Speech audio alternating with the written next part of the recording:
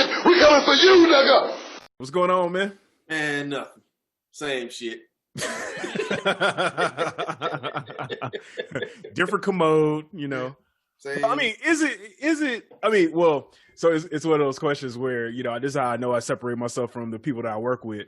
But it's just like, you know, is it the same shit for real? I mean, you just had a bunch of people storm the Capitol. Oh. we just had Vanilla Isis storm the Capitol, the white terrorists, or you know, white supremacists, whatever you want to call them. Yeah, we starting the wrestling podcast out with this. Boy, you started off hot. I wasn't gonna go there yet, but damn, as soon as you press record, yeah, let's go straight to the elephant in the motherfucking room. Oh, that motherfucker is sitting in the corner, chilling, drinking water. It got some peanuts. It's just cracking peanuts and throwing them up in the air and eating them. That's what the elephant doing. And trust me, it gets hotter. On the other side of this cold open, it gets hotter. Let me get my damn drink. Shit, hold on. You'll see why in a minute. But yeah, like the people that I work with, they're they're of the Caucasian persuasion, white people, if you will, and a lot of them are just basically like, how could this happen? How could this ever happen? Like, we never saw this coming. And here my black ass is sitting here in the comfort of my own home, looking at white people crazy because of course this happened. Are you kidding me? Are you kidding? So the other elephant in the room, and maybe you're gonna touch on it. Uh-oh. The topic of conversation would have been, you know, what was it? Thousands of white people going to the. Here's my. Let me table that. Here's my thing. I can't take my black ass to the DMV and jump the front of the line without the security guard telling my ass, take your ass and get a number and take your ass back there. But you mean to tell me? Tens of thousands of white people, it don't matter, take race out of it, tens of thousands of people ransack and invade the nation's capital of the free world. The United States of America. You mean to tell me when a sniper, ADT, police, but nobody, you mean to tell me y'all allow them to just walk, at your job. You need a badge to get in that motherfucker. You can't just walk into that motherfucker. Hey, my company is owned by a black man that's richer than Oprah, and I can't walk my black ass in my company without no badge. You can't walk. You can. Okay. So, and here's the funny thing. Just so happen you would actually get to walk in the motherfucking lobby. You gotta have a badge to get to the damn floor. So you motherfuckers telling me y'all can just walk into the nation's capital of the free world and do that shit, and then some of y'all walked out and not get shot? Come on, are you serious? Yeah. Are you serious? Yeah. And you mean to tell me that's not an inside job? Oh man, come on now. That's inside. Hey, come on. I mean, the snipers, the police, all of them people, they was right with them, as we're seeing by all these people getting fired. They didn't get stopped by on the airplanes and all that other stuff. Y'all fucked up. And speaking, you know that, yeah.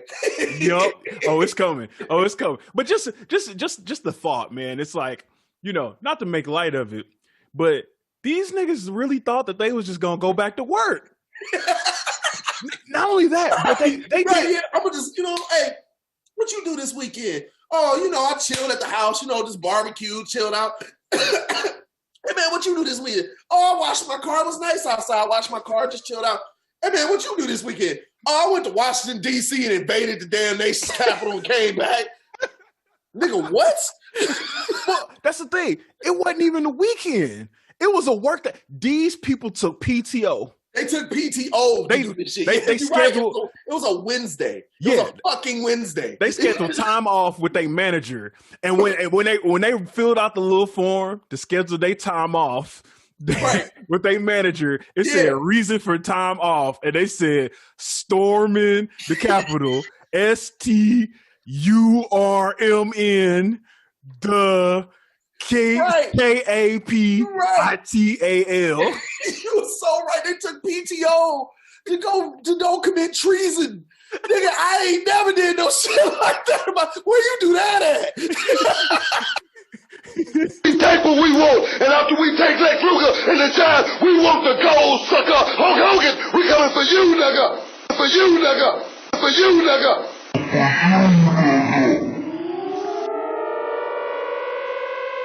We take what we want. We the realest in the business. We want the gold, sucker. Hulk Hogan, we coming for you, no. We take what we want.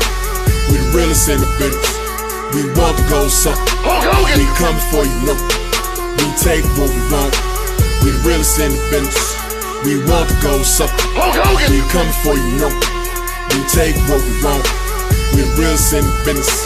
We want the gold, sucker. Hulk Hogan, we coming for you, no. Coming for you, no. Shit.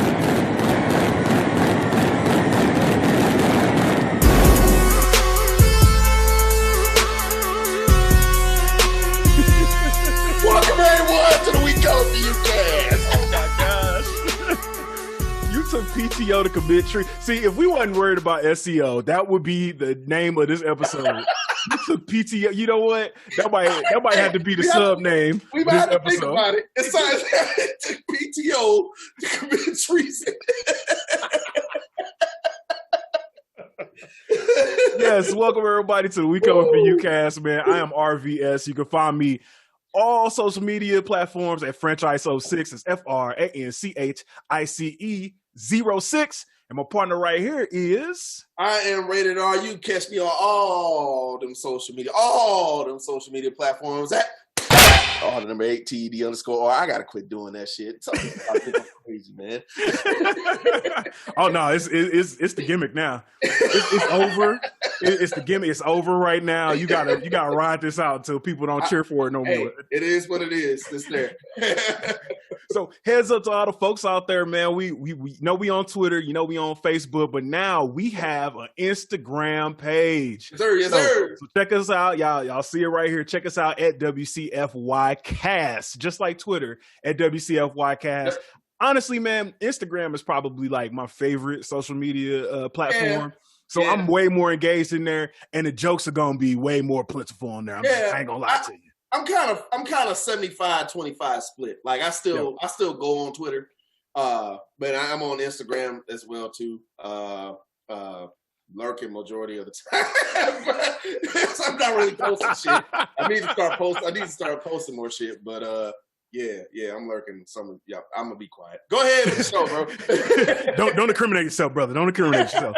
No, trust me. There's been plenty enough of that down there for me and you for about 100 years about incriminating themselves. Well, on that note, speaking of incriminating themselves and committing treason, get to the motherfucking news. It's time to get into the news and take a PTO to commit treason. So, like I said, on the other end of the cold open, this whole storming the Capitol thing, it gets hotter. You want to know why it gets hotter? Don't tell me somebody from an organization was. Please don't tell me that. But somebody there that we got to give an award to. Let me say this. Okay. Somebody wasn't there physically. Okay. But they were there financially. Linda McMahon's super PAC actually donated money to the group responsible for storming the nation's capital. Are you? That's right. Wait, okay. Yeah, that's right. Say that again. Say what? That's right. Pancakes. That's right. So Linda McMahon is funding these treasonous motherfuckers? Now let me say this. So now it don't make it no better. But Linda McMahon's super PAC has funded these motherfuckers. So allegedly, her super PAC hasn't donated money to this group since 2019. But the fact of the matter is, She put something on it. She put 5 on it. She put something on the tab. It don't matter with me. It was one of them pay as you go type thing. Right, exactly. She had a cricket phone. She put a phone down. A prepaid phone. Treason account.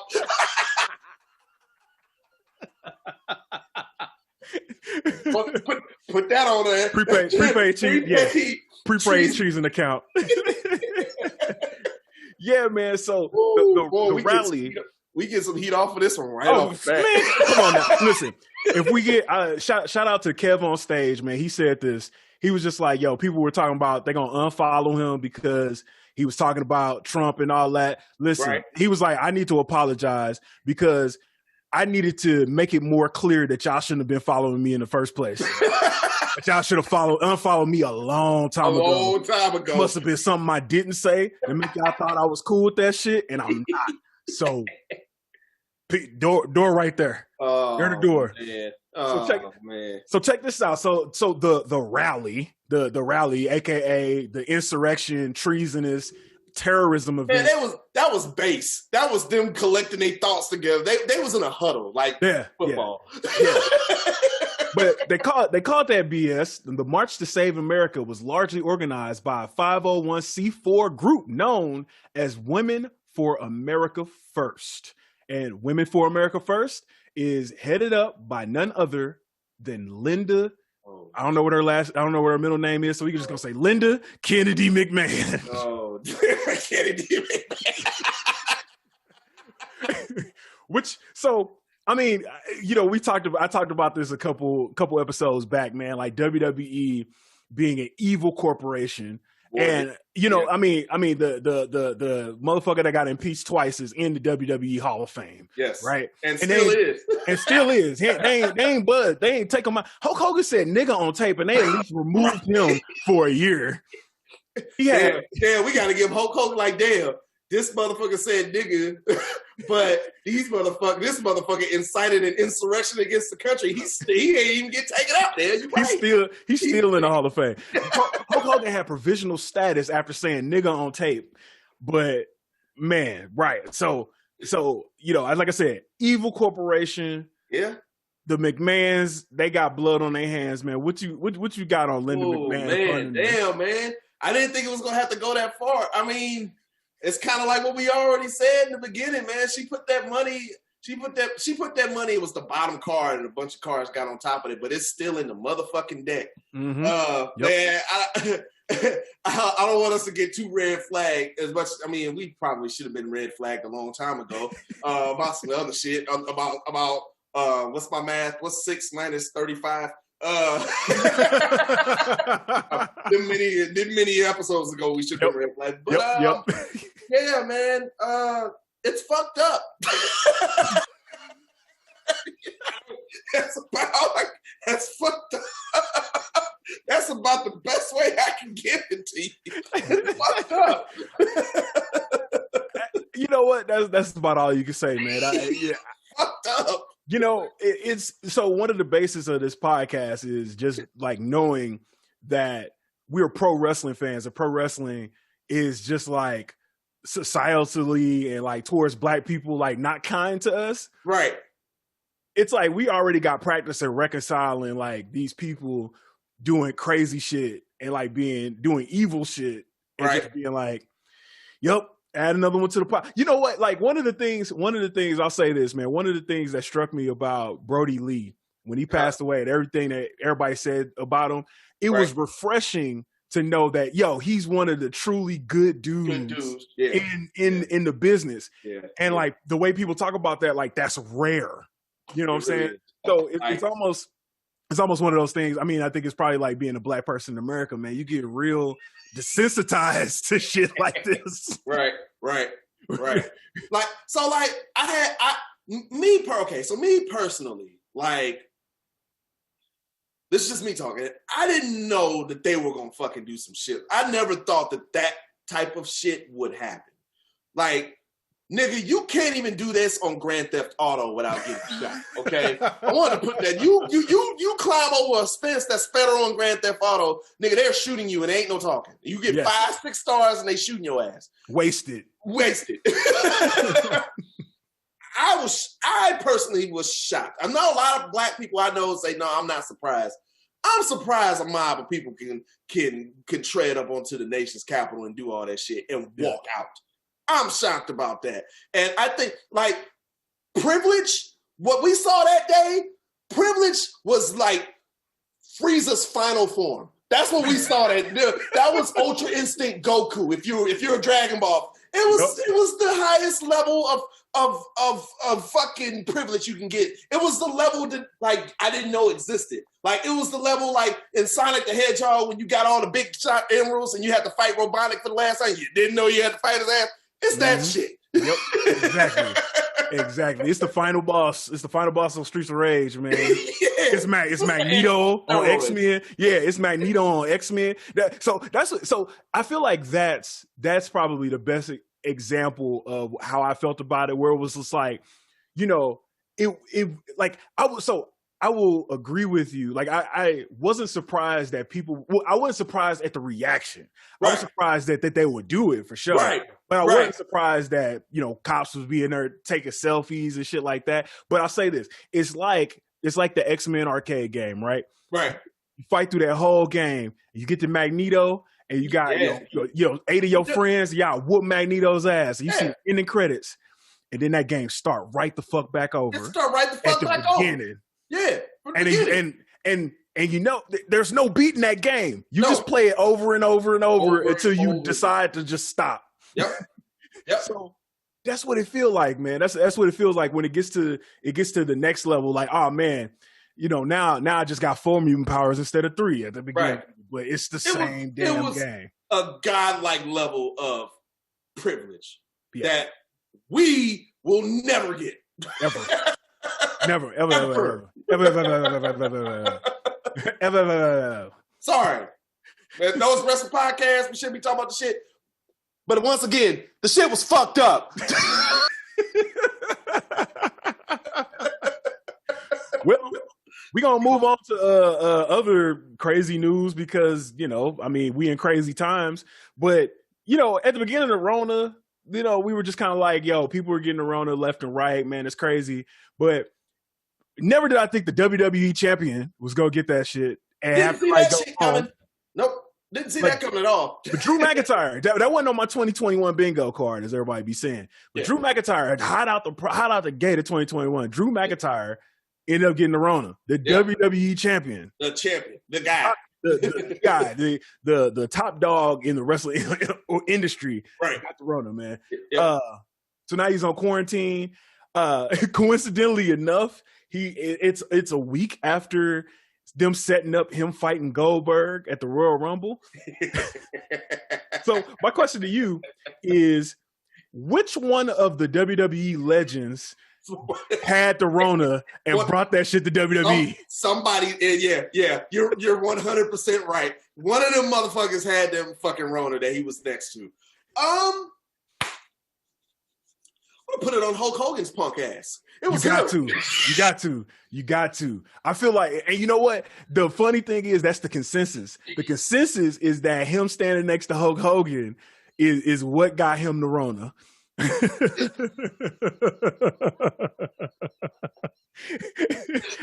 It's like, yo, like, I mean, like Goldberg. So going to hell. Hey man, hey, we calling it like we see it, man. Because you know Hulk Hogan, if he had a Rona, you know he gonna lie about it. You know he gonna lie about it. He goes, well, brother, you know, I didn't get coronavirus. Coronavirus came near me, and it tried to get on me, and then I hulked up, brother. I hulked up, and then I hit it 3 times. I booted it, I leg dropped it, brother, and I never got it. Come on, much man. HH. You know who we was gonna put this on, man. It's his fault. Everything that's bad to this podcast is all will forever and always be Hulk Hogan's fault. Always. I couldn't even put it on Goldberg. You know what I'm saying? Like the internet is in a tizzy, or was in a tizzy before Drew McIntyre got the Rona, but the internet was in a tizzy because so that Raw, like, matter of fact, the last episode that we dropped that night was the WWE Legends night. It was. Yeah, it was. So they have this dope ass match of Keith Lee versus Drew McIntyre. Keith Lee loses. Goldberg comes out and challenges Drew McIntyre to the title. We had just got done talking about how WWE needs to stop bringing in legends, and they literally bring in the legend. It's like, yo, for the road to WrestleMania, we're going to have Goldberg fight. So, couple questions. Number one, what you think about Goldberg and Drew McIntyre? Number two, do you think Goldberg's winning and taking the title to WrestleMania? Okay. So, to answer your second question, yes. Now, to answer your first question, here's how I feel about it. I'm not particularly, per se, mad at Goldberg for coming back, okay? That's not his fault. Yeah. Goldberg gets a phone call. Hey, buddy, hey, pal, I need you. He's coming, right? He's going to be there. He still has gas in the tank. I'll put it that way. He for his age, he looks good. No homo, but he looks good for his age, and he can still do what he wants to do. He can give you that good, solid 5 to 10 minutes in the ring with a top star, and he's still a draw. See the business reasons behind it. Totally get it. The fact that the matter of the way he's been brought back for the last 3 years has been exactly the same. And that's what people are tired of. Yep. That's what Mustafa Ali was talking about. That's what we talk about on this entire podcast. At some point, you got to let your studs that you have in the stable right now lead, and stop going to do Mr. Ed across the street and bring his old ass over to come in and take child because he has name value. At what point do you build your stars? Okay. Right. That's the whole problem with that company, is that they're reliant so much on past talent. Yep. I get it. These past talent guys have probably made more money than anybody on that roster put together. I get all of that. Yep. You talking to Goldberg. Goldberg was at the height of WCW. He was printing out money at that time between him and Austin. But at a certain point, you gotta stop doing that. Yep. And I think that's what a lot of the IWC and just regular people. Hell, there were casual people that I saw. I saw a tweet where somebody was on Twitter. He was like, "Hey, I'm a casual wrestling fan. I ain't watched wrestling for a long time. And I turned over and I saw Goldberg on TV. I instantly turned back to what the hell I was watching." What does that tell you? Exactly. So, I mean, that's kind of the thing, man. Like, you know, talking about what Mustafa Ali was talking about on was the Raw Talk or whatever it's called, the fake ass talking smack. He was absolutely right. You know, like he has the right to be mad because the company does keep pushing aside the current star. When we talk about people that are literally risking their lives every week, obviously because the WWE champion got coronavirus. Especially more than ever. Now more than ever. Goldberg has been chilling at the crib during the Rona, and these guys have been wrestling on TV and taking risks of contracting this virus. And you mean to tell me now you're going to bring him in? And I've been doing. I would have a problem with that. Absolutely. I'm seriously. Absolutely. But the thing is that, you know, even casual wrestling fans want to turn on wrestling and see new people. Yeah. Like casual wrestling fans that's seen wrestling from the 90s. We've all seen wrestling from the 90s, yo. Right. And if you want to see more of it, you will tune into WWE Network. But it's just like I think we touched on it a little bit last episode. It was just like when the NBA cut into AEW. People sat there and watched AEW for a little while, and Chris Jericho came out. And it wasn't I recognize Chris Jericho, who's this dude. It was, why the hell is Chris Jericho still wrestling? He's fat. Why does he look like Bret Michaels? What is he on? Like, that's what people were saying. When people want to see, if AEW come on, they should have came out with a Darby Allin or have Brian Cage come out. They'd be like, who is this big motherfucker? Right. And people keep watching because they don't know who he is. Right. let him pick up Darby. Like they did this on AEW last night. He picked up Darby Allin and threw him across the aisle to a table. That's what need to be on when NBA go off. So people will be like, oh, damn, he just chucked that. Hold on, let me sit here and watch this. People don't want to see cats from the 90s because we all know, even though they can still wrestle, we all know them niggas is 50, 60. Right. Damn, they're 70 years old, bro. At some point, you gotta build your stars up and get somebody out there. Because if you're not going to do that, what's the purpose of fucking doing it? Exactly.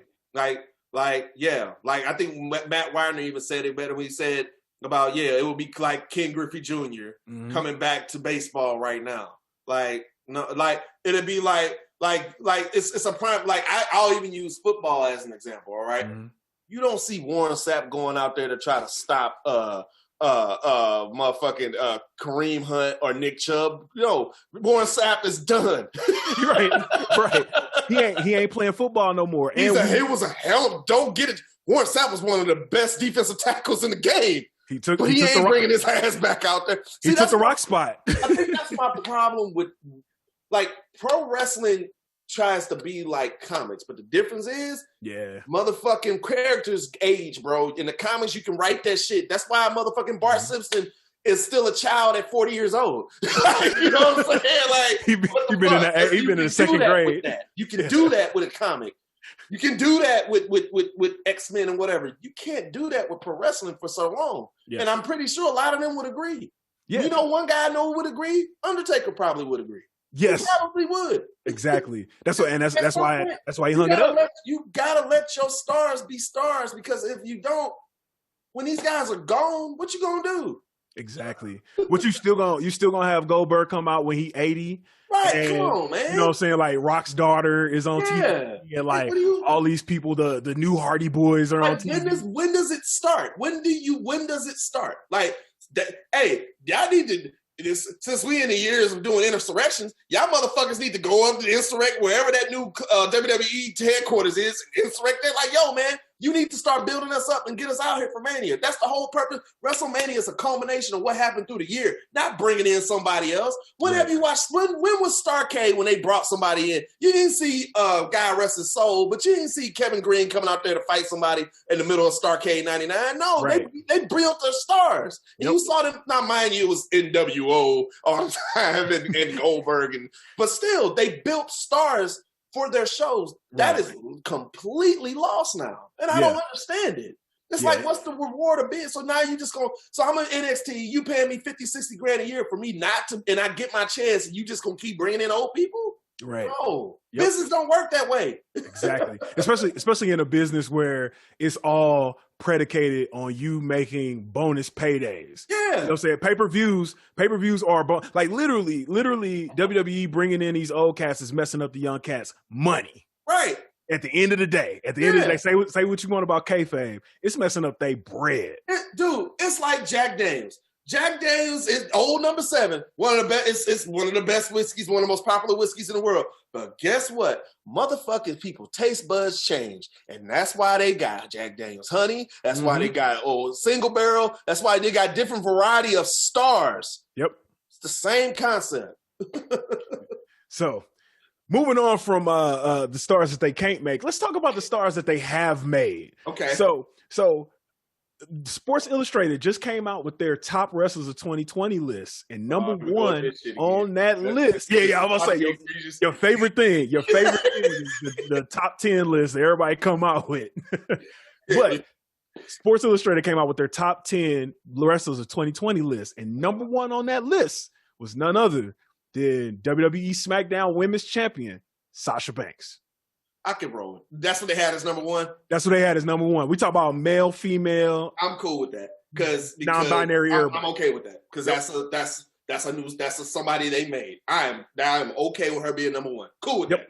So this was actually a mixed list. It was WWE. It was everybody. So WWE, New Japan, everybody. So we got Sasha on the list. Number 2, we got. That's a bit of a stretch to put her in front of a lot. That's a lot of people. They put her over. They put her. Yeah. So I'm actually coming back to why they did that. And these two events are actually like probably not likely combined, but they show why they put her on the list. Now, The top 10 list goes like this. So Sasha Banks, number 1. Okay. John Moxley, AEW, number 2. Drew McIntyre, WWE champion, number 3. Tetsuya Naito from New Japan, number 4. Gotcha. Kenny Omega, number 5. Okay. AEW. Bailey, number 6, WWE. Okay. Io Shirai from NXT, number 7. Kota Wow. Ibushi, Okay. from New Japan, the current New Japan World and Intercontinental Champion as of Wrestle Kingdom a couple weeks ago. He's number 8. Roman, number 9. And check this out. Number 10, Eddie Kingston. Wow. Under Roman Reigns? Under Roman Reigns. And this, like I said, this is Sports Illustrated. This ain't no wrestling, we watch wrestling all the time. These are the 10 people that made Sports Illustrated notice wrestlers in 2020. Bro, I got that list. If it was me, Roman right now would be my number 1. Because Roman putting out the best work he has ever done. And he is the number 1 attraction for me to even attempt to watch SmackDown. Yeah. Oh yeah, absolutely. If I'm watching SmackDown, I'm watching for the sole purpose to see what the hell Roman Reigns is about to do to piss me off. That's exactly what it's meant for. That's when WWE can book things in a way that people want to see it. Yep. It's magic. It works. It's the thing to do. WWE just has a really big problem with doing the things that people want to see. Yeah. But go ahead, keep going. No, so I was gonna say, so on the same note of the list, so a couple weeks ago, so on the Legends night, WWE got the attention of one Cardi B. Yeah, I read about this. So there was a segment on the Legends night where Angel Garza was basically like walking around. He's trying to hand out a rose to all the legend divas and stuff like that, like The Bachelor, which side note. So the Bachelor is currently a black dude, right? Right. So they picked Angel Garza to do it because I guess they had all the black dudes too busy fighting Hurt Business. They couldn't find a black dude to actually do this. But anyway, so he was trying to hand out a rose to the divas. He was getting curved left and right. So he walks up to Tori Wilson backstage and he tries to give her that. So Tori Wilson says, hey, I got Taylor Swift, Ariana Grande, and Cardi B in this room over here. Maybe you should go give the rose to them, right? So she says that. Apparently people start tweeting Cardi B because, of course, Cardi B wasn't there. So people were tweeting Cardi B. And she tweets, and I quote, hey, I'm getting tweeted in all this WWE shit. What's going on? Somebody sends her the video. Right. That spurred her going off and talking about who her favorite wrestlers over the years were. Oh, right? okay. So that's cool. Somebody tweeted her a picture of The Rock, right? And they were just like, what do you think about The Rock? And she said, and I quote, nah, I was still too young when he was on. I started watching when Booker T, Eddie Guerrero, Triple H, Batista, John Cena, Edge, Melina, Trish Stratus, and Lita was on. Hold up, side note. That's crazy to think about, bro. Mm-hmm. She watched when WCW was gone. And WCW was gone. That is crazy to think about right now. So when she said that, my immediate reaction was, nah, what you mean? You were watching Booker T?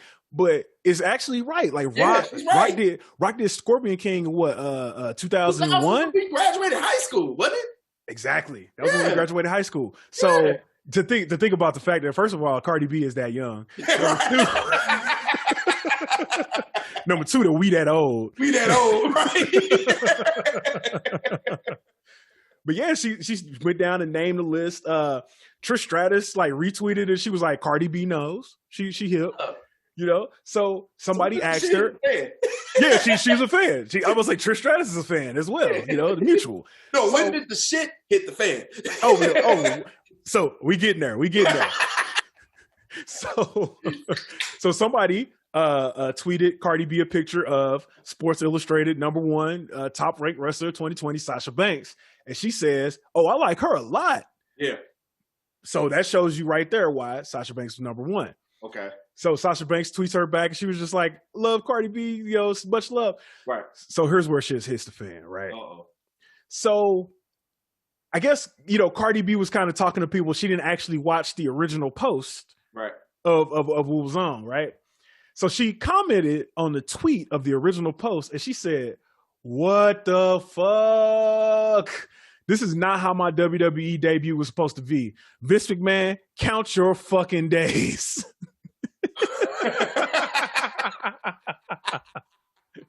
So Cardi B was mad. Also Lacey Evans tried to hop in and talk shit to Cardi B, and Cardi B was like, "Listen, I will literally cut you."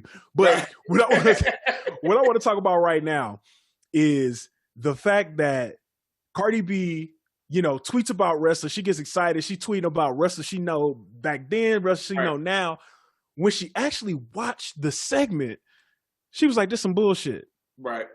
So WWE is after all these casual fans. They after all these people. They want this mainstream attention. Mm-hmm. They get the mainstream attention, and they still on some bullshit, man. What's up with that? So which one is it, man? Which one you want? Like you get what you asked for, and now you got a fucking problem with it, and you're not executing on it. You're not taking advantage of it. Like here's my example of someone who's taking advantage of a situation was the joke that I sent you about fucking Mark Henry. Yes. And Mark Henry got joked about being a Brooklyn net. Yeah, go ahead and put it up there. Yes. I'm glad you said that. A shirt on ProWrestlingTees.com. So if you are not aware, so because James Harden is now going to Brooklyn and he fat though, like Fat James Harden is trending all over Twitter, right? James Harden, get you some of these, bro. They only 100 calories, dog. Get you some of these, you be cool, bro. Stay off the beer, bro. Go ahead. James Harden been on. Trust me, I know they worked. I mean, he been on the beer, the wings, the bread, the pasta. James Harden was on everything though, but basically everybody on the internet was saying that Fat James Harden looked like Mark Henry, as you can see.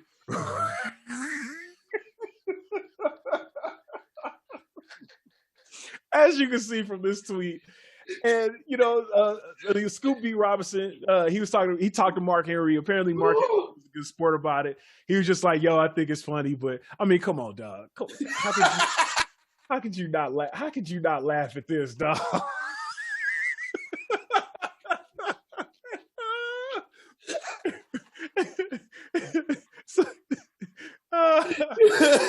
on, man. That's hilarious. But just as equally as hilarious, Mark Henry being the smart brother that he is, decided he's gonna take advantage of the situation. Ultimate opportunist, if you will. He said, "Yo, I'm gonna sell a shirt with Brooklyn on the front, Mark Henry on the back. Since all y'all got jokes, he gonna make money off y'all."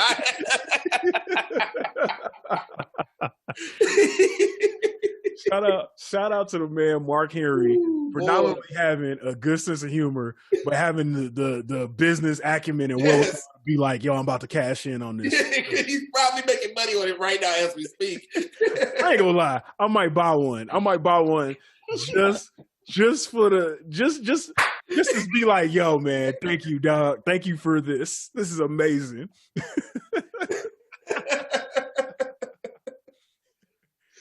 All right, man. So moving on, we gonna stay with some more brothers in WWE or brothers in WWE past, man.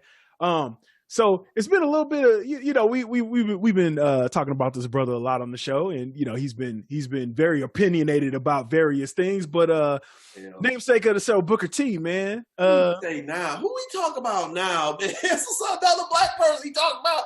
It's gotta be. There ain't nobody else. He's rekindling. He bringing up some old shit, man. So he's calling out The Rock, right? Oh, he called out The Rock, man. Somebody. I think he was on the Chris Van Vliet show. Okay. And Booker T says, and I quote about The Rock: "I was the one who came up with the bookend. I didn't call it the bookend, and then The Rock stole it, just like The Rock stole a bunch of my catchphrases." I don't need. Can we just fast forward to the when you fucked up? Your ass. This because he's for that sentiment. He's getting the award. We got somebody way worse for the award. We got somebody way worse for the award. Okay, so I think he's working us there because he knows good and goddamn well. So he was GI Bro. That motherfucker was not doing no motherfucking rock bottom. Get the fuck out my face with some shit. Hey man, that's why I say you bringing up old stuff, man. That's about as egregious as fucking committing treason and walking to the nation's capital. Who does that? Take a PTO to commit treason. That's what it is. These motherfuckers took PTO.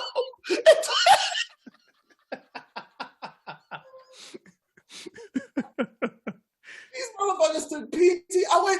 Stop right. We stopping the show right. These motherfuckers took PTO to fly to DC to storm the nation's capital. Do you realize how fucking stupid? First of all, they going to jail. Second of all, they ass is fired. Right. You decided your white privilege was enough to throw it all away. Who does who orchestrates this? Like, hey man, hey man, I can't even do it. I gotta work. Hey man, just put in PTO for that.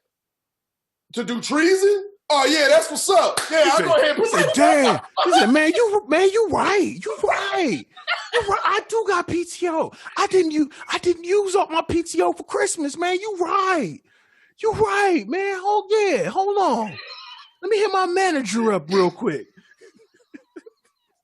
I talk about some, we taking a family vacation. Yeah, right, motherfucker. A family vacation straight to jail. Oh, no, I want to know who was the motherfuckers that called in sick. Y'all ass is definitely fired. Y'all ass was sick. Listen, I can't come in today. Your ass called in sick to commit treason. I think I got the Rona. I can't come in. And then here's the kicker. A lot of them cats showed up there without no mask on. So they probably called in sick, said they had the Rona, and was out there with no mask on. No motherfucking mask. Now your ass got it.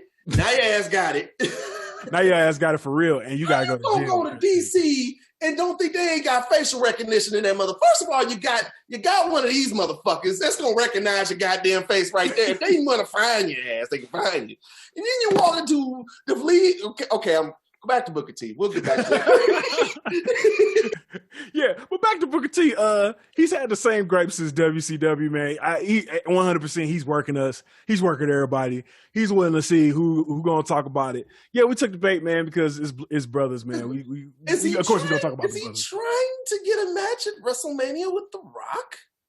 Because Booker T has been showing. He's been on Instagram working out, and he's been putting his workouts on Instagram. That is a good point. That is a very, very good point. But if they're gonna use The Rock, it's gotta be with Reigns. The head of the table versus the fucking table. You gotta do that. Damn. I can see Rock saying, you said you the head of the table. I am the motherfucking table. Hey, I think you just booked Mania. I think you just booked the main event of Mania, the head of the table versus the table. Flat out. That's it. That's money. If Rock say that shit, you say you the head of the table. Motherfucker, I am the table. Listen, Rock, WWE, when y'all use it, we know y'all ain't gonna give us no money. Just say we coming for you, Cass. Just say we coming for you, Cass, at about SOLC Network. Just say it. Just say it, man. You're not gonna do that. We black. That's right. They're gonna be like they're gonna be like Porky's wrestling podcast with Chad. Chad Williams. I have to give a shout out to Xavier Woods. He put St. Louis on deck when they was talking about Brody Lee, rest in peace. Yes. He was actually wearing a Battlehawks hoodie. I mean, a Battlehawks Scully with an up-down T-shirt.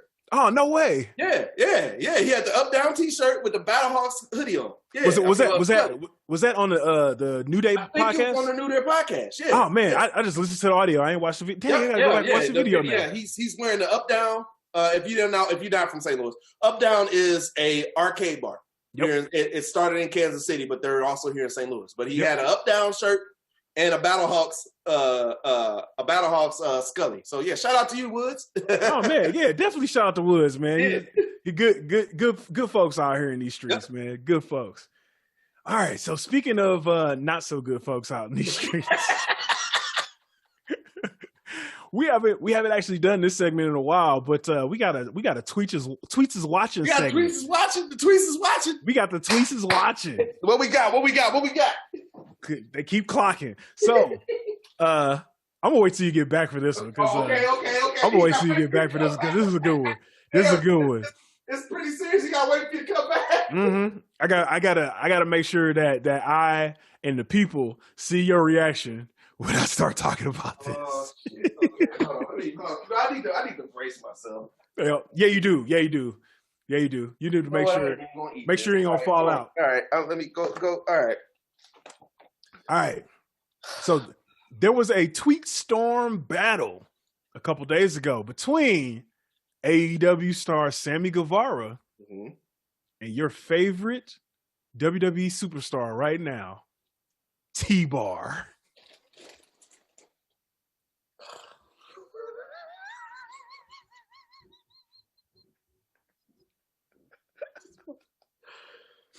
What this motherfucker say, man?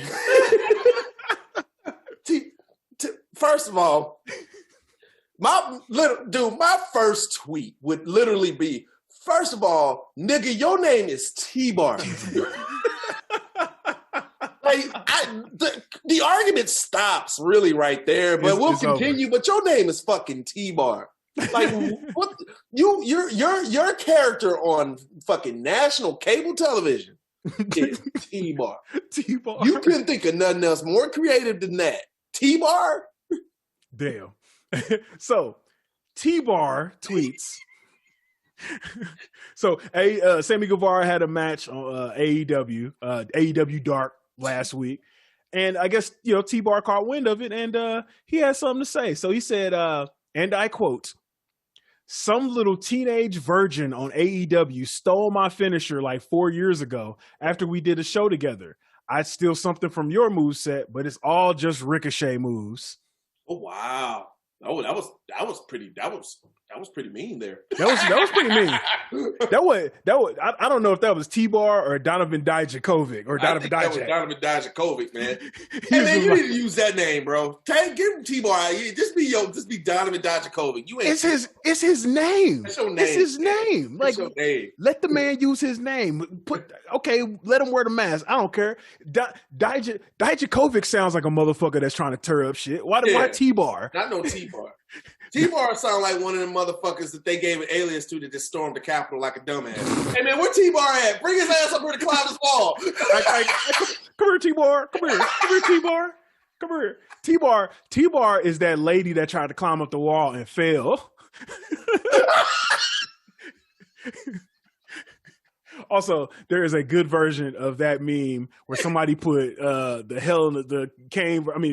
Undertaker Hell in the Cell commentary where King was like, "Hey, coming!" Crash. The memes have been on point for the beginning of the. Oh my God! Yes, God bless the internet, man.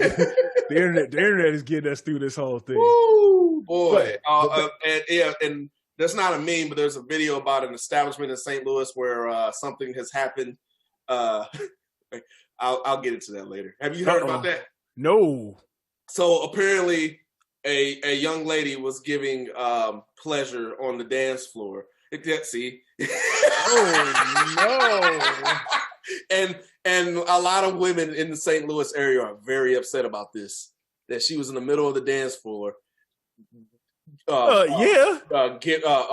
Giving stimulation and on camera. In a pandemic? In a Panasonic? In the middle of a global pandemic. In a Panasonic? I've been to this establishment, and I've taken my parents to this establishment, and I feel some kind of way about this. Oh, no. Yeah, we're gonna have to talk about an establishment off air because I don't want to put them out there because I actually like the establishment. But if you know, you know. Oh my gosh, yo! Wow! Wow! I see the video. Hold on. I have questions. I have a couple questions before we move on. So this will be discussed on Straight Outta Low Cash, so on one of their episodes. I'm sure. Somebody, scenario. One of y'all gonna pick it up. I know y'all will. But was there a bunch of people that like was there a bunch of people there? Yes. Okay. So that's problem number one. Yeah. Yes. Problem number two is, so she just felt comfortable in the middle of all these people. Yes. She had a mask on. She was in there dancing. And she was just like, prepare yourself. Prepare yourself. Combo meter going up. Uh-oh. She while she was performing said act, she tried to use the homeboy shirt to try to hide her face as a fucking man.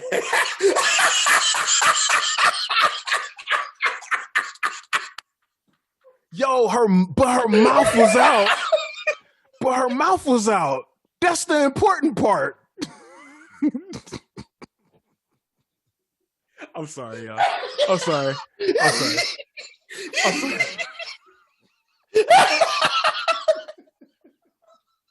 It ain't, the mask ain't to cover your eyes, it's to cover your nose and your mouth.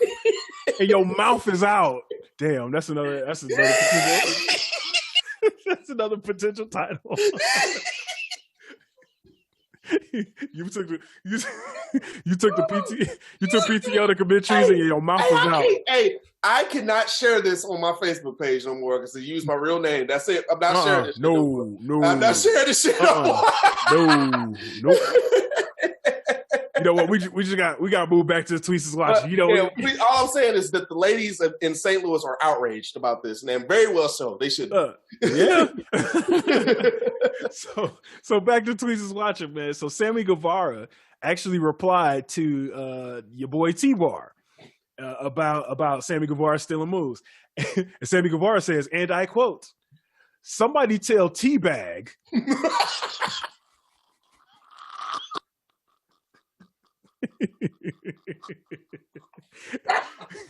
so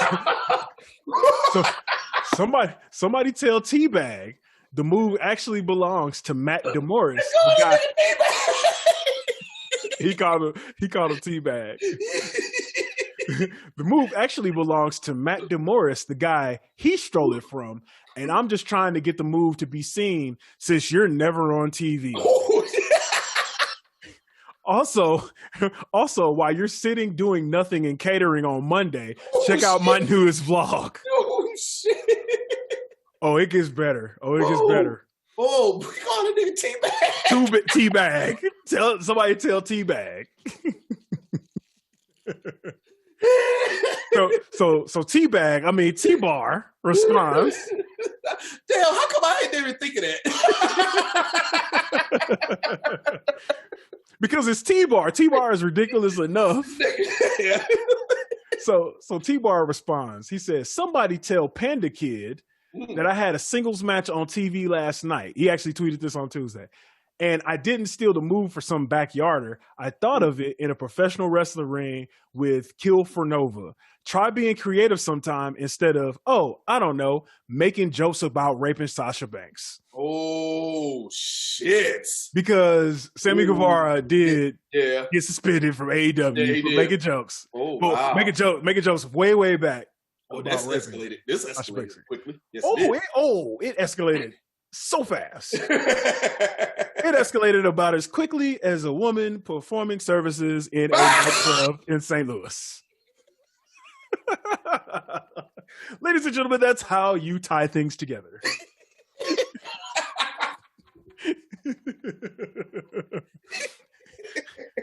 So, actually, speaking of tying things together or trying to tie up loose ends, so Vince McMahon was in the news. Vince McMahon and the XFL were in the news because Vince McMahon just filed a countersuit against Oliver Luck, former commissioner and CEO of XFL. Okay. So, he's filed a countersuit against Oliver Luck. That is the lawsuit that Oliver Luck had dates back to April of last year. Okay. Vince's countersuit filed on Thursday in Connecticut federal court claims Luck defied his orders when it came to hiring XFL personnel. So basically, he was mad that Vince had that whole thing about we're only hiring football players that are of good character while your wife is donating to organizations that use PTO to commit treason. Good people like that of good character. People like that, right? People like that of good character, right? So Vince also alleges that Oliver Luck abandoned his duties when the COVID-19 pandemic forced the league to suspend play in mid-March of last year, 5 weeks into the season, right? So Vince is mad about that. He's mad specifically about Antonio Callaway, who played for the Tampa Bay Vipers since Callaway had gotten in some trouble, but Callaway hurt his knee, and part of the beef that Vince has is that XFL had it set up that basically anybody that got hurt would still get paid. Right. So Vince is suing for the money that they had to continue to pay him out plus extra, totaling $500, like a little bit over $500,000. Right. Here's the interesting part, though. Okay. So, a part of like bringing stuff in court is that, they have to submit things such as text messages to court documents. It was noted that in this whole thing, Heisman Trophy winner Johnny Manziel was also recruited or, kind of fake recruited to be in the XFL, right? Well, he caused the perspective of him joining the XFL caused a rift between McMahon and Luck. After hearing reports that the league would consider signing the troubled star player, Vince sent a text message to Oliver Luck that said, and I quote, "How are you going to play this game, Oliver? You know there's no chance in hell for Manziel to play for us. I will not change my mind. So what's your plan?" Literally, Vince McMahon said in the text message, in bold. Hold on. Wait a minute. Let me show you. You have the text. In bold. Oh, wow. This is the transcript. He was in gimmick. He was in gimmick. So, what do you think of Vince, even outside of WWE XFL, in regular ass life, Vince living the Mr. McMahon gimmick? How do I feel? I feel like he need to go sit his ass down somewhere and like everybody else on a Wednesday, watch motherfuckers take PTO and go commit treason. They should have been watching that shit on CNN because he needs to stop, bro. He needs to go sit his ass down somewhere, man. I don't know the whole background about it. Well, here's my thing about it. Like, what you shouldn't have you were trying to get Johnny Manziel. Johnny Manziel didn't he get into a little bit of, it wasn't bad, but yeah, it wasn't bad trouble, but he was kind of a, Johnny Football, as they called him. I ain't really like to do it anyway, because they were, white mediocrity and all that shit. Right. But anyway, he was out there partying and shit, getting in trouble, So mostly DUIs and shit. So I was about to put this person out there, and I just answered my own question in my head, and I was about to ask, why did y'all not go after Colin Kaepernick? But I think Colin Kaepernick said that the XFL didn't have enough money to pay him, which I understand. Right. You want to get your money, so I get it. So, exactly. They weren't gonna pay. They ended up paying Callaway like $122,000 to sit at home, and I'm like, man, Colin Kaepernick ain't getting out the bed for $122,000. No, he's not. Nike's paying him that every month? Every single month. Collusion. He ain't gotta get hit by nobody. Collusion, huh? Nope. What you say? He ain't storming no Capitol. He ain't doing none of that shit. Y'all motherfucker. So storming, putting in PTO and committing treason is patriotic, but taking a knee against police brutality isn't. Okay. And also, in Vince McMahon's mind, want to know something else that's patriotic? What's that? The fact that he booked this.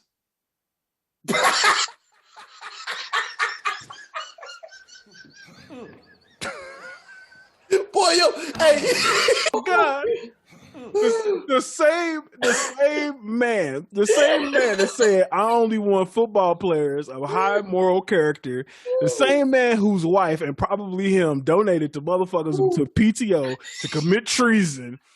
And the same man that booked his executive producer of commentary to be raped by a pro wrestler on national TV. They're all the same dude. Ladies and gentlemen, WWE is evil, man. Vince McMahon is We can't evil. make this up. We can't make this up, man. Oh, this is a doozy here. This is getting close to episode 6 territory. It's getting there. It's getting up there. It's getting up there. We didn't already talk about Hulk Hogan. We didn't talk about how terrible people are. Oh, it's getting up there. But like I said, the award coming up, it only gets better. Oh God, or worse. Hey, I don't, boy, we up there. I don't know how we gonna get better than this.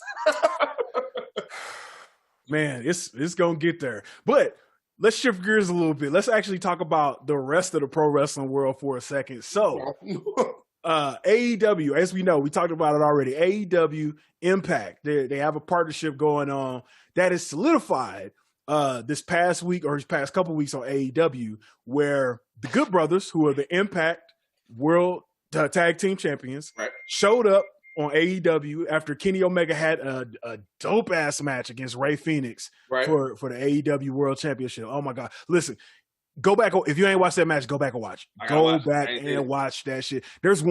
Okay.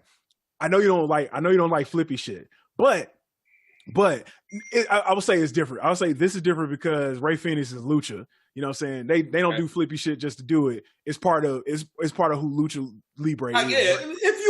If you're in the culture of lucha, I can't. If that's what you grew up doing, lucha gets a pass because it's lucha. Exactly. Right. And I'll tell you why. I'm going to describe this move. I might even have to just put a little video in the corner. We might, just have to show. But Rey Fenix did this counter where you know how people like run up the turnbuckle and then moonsault out in order to counter. Rey Fenix did that. He flipped moonsaulted out of the corner, jumped right behind Kenny Omega in midair, caught him, and suplexed him. In midair? In midair. So it was just like, so basically he flipped over him. His feet barely touched the ground before he put Kenny Omega over for a suplex. That was, I feel like I hadn't seen a move like that since the first time I seen the Canadian Destroyer. Need you to put it on. Okay, put it on here. You know what? Hey, hold on, wait. I gotta see it. I gotta see if I can find this on YouTube real quick. Hold on, Kenny. Yeah, it like I said, it was the first. I'm pretty sure I told you about the Canadian Destroyer too. I was just like, I've never. Yeah, this dude, I ain't never seen no shit like that in my life. He did a flipping pile driver, dog. It's I'm like, what? It's the craziest thing I've ever seen. Let me see here. See if they got some highlights. I don't like the flipping and flopping and shit, but I'll be in awe of a move I've never seen before. Exactly. Hold on, let's see. I think this is the whole thing too. Let's see. Damn, that match was 30 minutes on regular TV as well. Damn. That shows you how dope it was. Is this it? Hold on, let's see. Here it is. Yo. Okay. Damn, I almost fast forward right to it. So here we go. You said a suplex in midair? Yeah. So basically, like I said, when he flips over him, his feet barely touch the ground before he grabs Kenny and puts him over for the suplex. I gotta see this. Here we go. There we are. Instead, Phoenix does escape out of the back door, but walks right into the elbow of Omega. Saw him come looking out the corner of his eye. Omega rolls through. Phoenix, though, double boots up, stops Omega in his tracks. Rey Fenix off the middle rope, lands it. Oh, shit! Dog. The champion. Dog. One more again. He did a German. Wait a minute.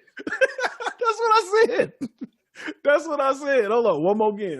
He did a German in one motion. Omega rolls through. Phoenix, though, double boots up, stops Omega in his tracks. Rey Fenix off the middle rope, lands it. Are you serious? That's right triangle circle. That was some King Tekken fucking counter shit. Yes.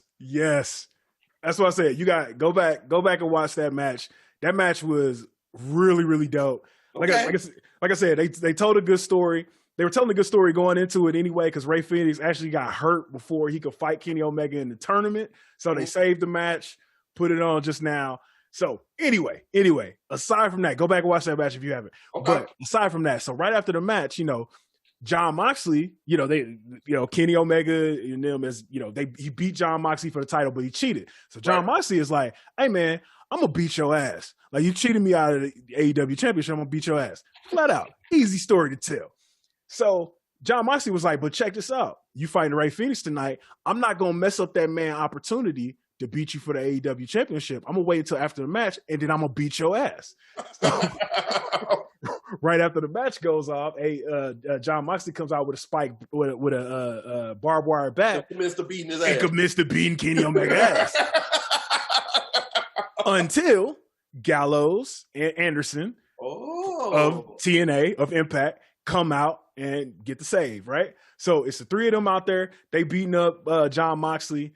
The rest of the locker room start coming out. They beating them up too. Young Bucks come out and they just like, hey man, what y'all doing? You know, y'all gotta chill. Y'all gotta whatever. A couple cats come in. No, I take that back. At first it was just them two. Then the next week, they come out, they fucking shit up again. Young Bucks come out. They're like, hey man, y'all gotta chill. Cats try to run in. Matt Jackson super kicks the cats coming in. They all throw up Too Sweet in the middle of the ring. Right. So, number one, shout out to the homie Kevin Nash. Yeah. Because the next day they started selling shirts with the Too Sweet, all the Too Sweets up there. They put it on Instagram, and Kevin Nash commented on Matt Jackson's post. He said, hey man, I'm gonna send you my address so you give me my cut. Right. You know what it is. Shout out to the homeboy Kev. Yeah. But that brought about this big angle with the Bullet Club coming back. Basically, like, well, let me say this. The way that it's being promoted is that the Bullet Club is coming back together. They didn't say Bullet Club because New Japan owns it, but they were like, the band. Then, the band is back together. So they had this opportunity to kind of do it better than WWE did with AJ, Gallows, and Anderson. That was fucked up. It was fucked up. Like a bunch of other shit that's been going on. This shit was fucked up. and they messed up a lot more because Young Bucks came out and said that literally what they had did there, like that was supposed to be the ending of the first episode of AEW Dynamite. Because if you remember, Kenny Omega versus John Moxley was like one of the first feuds they established with AEW. Kenny Omega won a match, and John Moxley surprised everybody debuting against is to start beating up everybody and like fought Kenny Omega. So basically what they were supposed to do is when Gallows and Anderson's WWE contracts was up, they was going to try to snatch them and AJ up, bring them in. And that was supposed to be that would have been insane. That would have been insane. Crazy. That would have been crazy because they would have had the full like old school Bullet Club in there, wouldn't they? Exactly. Would have. Only person missing is would have been Finn Balor, wouldn't it? It would have been Finn Balor. And so the reason why I bring this up, so the wrestling world is talking a lot about, the elite guys and, Gallows and Anderson and all of them being in the Bullet Club. But there are a couple people that are actually kind of pissed off about the prospect of people saying that the Bullet Club came back. And those people are Bad Luck Fale, Australian Tongan, big ass dude. That's one of the OGs in Bullet Club. It was actually him and Finn Balor that were the two OGs, and then number 3 that came in after them, Tama Tonga. So Tama Tonga is Ming or Haku in WWE. He was Ming in WCW, Haku in WWF. His son. So his son is one of the original cats. So Bullet Club, if you don't know, just in general, they were a group of gaijin or cats that ain't from Japan that banded together to fuck shit up in Japan. Right. Flat out. That's what Bullet Club is. So Tama Tonga takes issue with the fact that everybody is saying that the Bullet Club is coming back because his argument, number one, the Bullet Club ain't never left. Right. Bullet Club's still in New Japan. Yep. Up until what was it, January 4th, January 5th, the champion, the double champion was Jay White, Switchblade Jay White, who was in Bullet Club. Kenta, aka Hideo Itami from WWE, he in Bullet Club. They still over there fucking shit up. Yeah. But people are focusing on the elite cats. So I want to read this real quick because Tama Tonga is, like I said, pretty pissed off. So they were talking about AEW, they can't call themselves the Bullet Club, but Tama Tonga, one of the group's founding members, alongside Anderson, Bad Luck Fale, and Prince Devitt, aka Finn Balor, shared his thoughts on the situation during his podcast, Tama's Island. So Tama says, and I quote, "What got me triggered was when I see Kenny Omega go Bullet Club. Oh, you son of a bitch, you," Tonga said. He also said, "The one guy who tried to dismantle us from the inside, split us into two. The guy who tried to ruin Bullet Club is now using Bullet Club in an angle. A reunion? How can there be a Bullet Club reunion when Bullet Club is still here? They should have called it something else. All of y'all have gone and tried to do different things in another company. Right. No matter what, you're not Bullet Club. That's a slap in the face to us. And if you're the OGs, Carl Anderson and Doc Gallows, you're promoting this as Bullet Club. Damn, dude." So Tama Tonga is pretty pissed off about rightfully so. This new formation of the Bullet Club. First, I want to get your thoughts on that. I mean, rightfully so. I mean, if you're one of the original founders of the organization, then it ain't the real thing. That's like if NWO started with, if they say they would bring it back NWO, and at the time it had who was on top? It was Eddie Guerrero and somebody else we don't, some from the Ruthless, and John Cena and somebody else. Like, no, that's not NWO. You laugh, but do you remember when they tried to bring NWO back and put Shawn Michaels in it? I remember that, and that shit didn't. Even when they brought in Shawn Michaels being NWO, they didn't even play the NWO music. They played his music. It was exactly. Shawn Michaels. It was Shawn Michaels with an NWO T-shirt on. Because the reason why I bring that up is like, shout out to Nash, man. Sorry to mention this, but that was the night Nash tore his quad getting in the ring in that match, because that was some bullshit. That's why that happened. He was like, he needed to go home. God was like, nope, you gotta go home. You can't do that. Go home, man. But yeah, man, like I said, I think he has valid points. I think he has valid points too about, like Kenny Omega and all of them trying to, break the group up. Like, the elite guys, we're talking about Kenny Omega, Cody Rhodes, and the Young Bucks. They actually, Kenny Omega and the Young Bucks first, before Cody Rhodes came in. They were actually talking about splitting from Bullet Club back then. That's why they started going by the elite. They were like, we're going to make our own group, right? So they were already trying to set themselves apart and all that. I say all that to say this. What I think is happening here is I think that everybody is planting seeds for one of the best storylines that we are about to see. What is this? In years, right? Okay. I think it's the thing that we've all been talking about. I think that they're setting the seeds of a storyline of everybody working together, of all the companies. Ooh. So I think that they're, like New Japan is working, Tama's working it, everybody else is working it. That basically is going to end up being either a Bullet Club invasion of AEW, which is probably more likely because New Japan wants to get into the American market, or an AEW Impact invasion of New Japan. Right. So, and the logistics of it, people have been talking about it for a while. AEW didn't really have a good working relationship with New Japan because they were literally salty that Kenny left. Kenny Omega was like their guy. They put it, they were mad because they put a lot of shit into Kenny Omega. They don't just push, foreign cats just all willy-nilly, kind of like WWE, right? So the fact that they put all the chips behind him and then he goes and leaves the company, because Kenny Omega wasn't even one of the original cats that started AEW. His contract expired later. So it was kind of a toss-up if he was going or not, right? Right. So, storyline wise, this is why I mentioned it, because storyline wise, this was the entire storyline of the Bullet Club breaking up, of the Young Bucks getting kicked out, of Kenny Omega getting kicked out. Gallows and Anderson technically didn't get kicked out, but AJ kicked out Prince Devitt. So basically every leader of the Bullet Club kicked out the next people. Right. The storyline of, they called it the Cutthroat Era with Switchblade, Jay White, which, come on, man.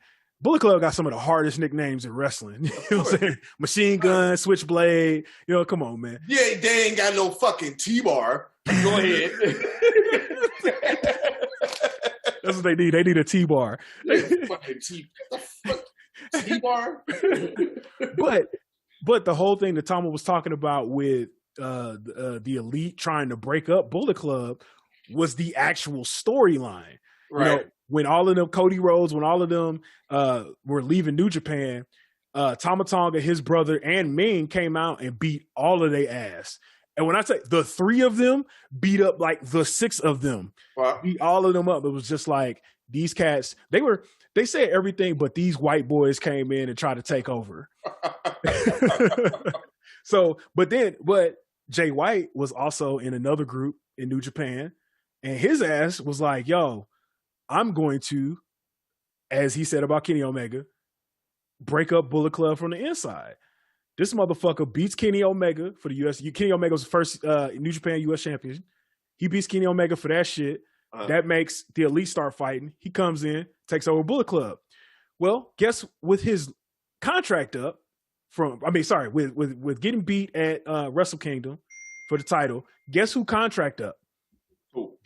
Switchblade, Jay White. Oh. So does he stay in New Japan? Does he go to AEW? Does he go to Impact? Right. Now you got this shit. Does he go to WWE? Right. You know what I'm saying? I think that low key, they've been planting seeds of building one of the greatest storylines that we've seen in a long time. And I'll say this. So now we know that WWE ain't going to overtly participate in this shit. They're right? not. However, the one thing that that WWE hasn't been able to get a leash on is cat social media. That's true. So imagine NXT World Champion Finn Balor just tweeting out, "Yeah, I see y'all," or like shit happening. He just tweet out the too sweet, right? Something like that. Yeah. Especially when you have the Elite, you know, these cats that are in AEW and the OGs, all of Finn Balor's cats. Right. I'm waiting for the day that Tama Tonga, all the OGs and Bullet Club invade AEW and beat the shit out of the Elite. Right. And then you just see Finn Balor tweet out this. Ooh.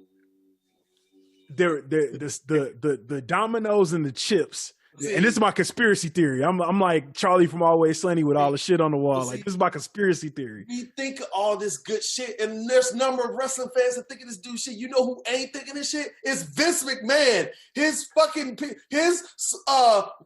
ass who gets a wife who supports motherfuckers that want to take PTO to go commit treason. They don't think about that shit. They don't think about it. They don't want to be involved in it. Look, his finger ain't on the pulse. That shit is too good for him to think about. It's too good. Hell, I even throw in another wrinkle with that. I'll throw in another wrinkle, and they ain't gonna do it because they for the head they're so fucking WWE so high in the sky. They think that and you know what would be the dopest shit that would come out? Say that what happens, you call that shit. Yep. And say they see Dean Ambrose getting his fucking ass whooped. Mm-hmm. Have the lights go off. Ooh. Lights go off. You know what I'm about to say. Yep. I know exactly what you're about to say. Lights come on. The head of the table and the Monday Night Messiah. Mm-hmm. And he just go off. Yep. They just go off. They're like, ah! And they just go off. It's just like wrestling Twitter would explode. It would explode. Yeah, and I would say this too. I think that there's going to be a time in pro wrestling when Shield are top champions, like SmackDown, Raw, and AEW. I feel like that's not too far off. No, it's not. It would be even better if they do this shit because it's not a coincidence that the seeds are being planted for this. Everybody else working together at the beginning of WrestleMania season, right? You know what I'm saying? Triple H would be stupid to not present this to Vince. Like, Vince, I understand you want to be the top, but it's time to make money. Yes. Do you know how much revenue, how much, like, even if they were to come up with some type of deal and say WWE takes 60% and the 40% go to them too. At the end of the day, they will make probably so much money with wrestle. Dude, could you imagine like a Vince McMahon, Tony Khan the dude from Smashing Pumpkins coming together for one event. And like, yo, let's say bygones be bygones. Let's make money. Let's get egos aside. Let's make some fucking money here. Yep, exactly. And that was literally going to be my next question. We know Vince ain't going to do it. No. But will Triple H do it? He would. I think he would. And Triple H would absolutely do it. I think he would. Triple H would be like, yo, let me get AJ and Giant Almost for like 3 weeks in NXT. Just let me get it for 3 weeks and let them come down. Because think about that shit too. Like, you know, AJ's walking around with Giant Almost, the big black nigga that we couldn't think of his name. Yeah, the big motherfucker. Just think about that shit too. If AJ show up with him, and now you got Bullet Club, this other cat, this new cat. See, that's how you build stars. You got this new cat that WWE is building. Then you got all these AEW cats. Then you got Impact cats, and then you still got to think that Impact is just like, yo, their world champion is Rich Swann. You know, he's going to be involved in the mix. They're going to have Moose in the mix. Yep. They're going to have all of these cats. New Japan already got cat. So this is the other thing. This is like the other thing. So New Japan's world champion, IWGP champion is Kota Ibushi. Right. Kota Ibushi's tag team partner / maybe kayfabe boyfriend is who? AEW world champion Kenny Omega. Yep. This is not a coincidence, dog. No, it's not. They're planting the seeds. They're planting the seeds, and that's something I can see them doing in WWE. WWE ain't planting no seeds right now. They used to be good at it, but now I don't see it anymore. They don't plant seeds. Yeah, but that's the thing, man. You would think if they were going to plant seeds, right now is the time because we're going into WrestleMania. We're probably going into another WrestleMania with no fans. Yep. They need to be building up a storyline that's going to compel people to watch a wrestling show with no fans. They're not going to do this shit. They're not going to do it. They're not going to fucking do that. They're on the phone trying to find out what older wrestler they can bring back to get people to watch.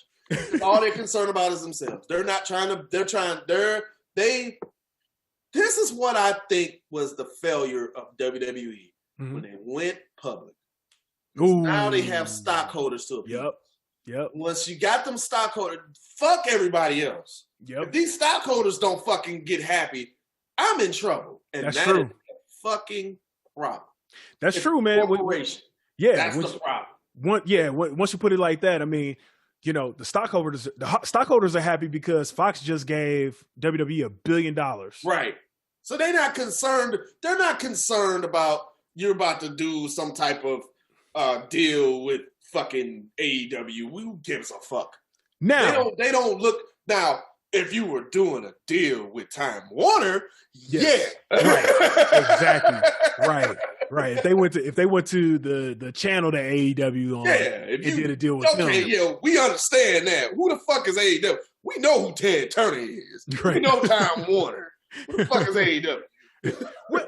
And that's the other thing too. Like when you look at, they're doing this for the stockholders, right? Right. But when you look at it, like WWE stock is trash. Let's check the NASDAQ. Yeah, let's check I'm putting it up right now. Yeah.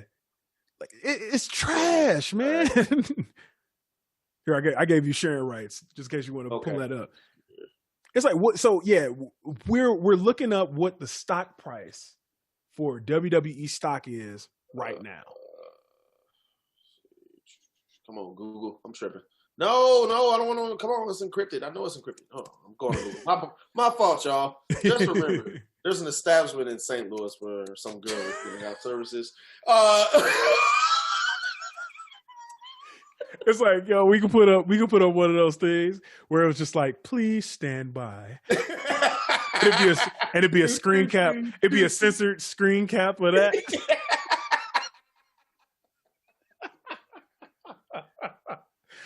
All right, everybody. So there's WWE stock. It's at $51.68, and it's up about $1.50. So, so it's not as bad as it was. As bad. But if you look over a year, here's a year year to date. Yeah.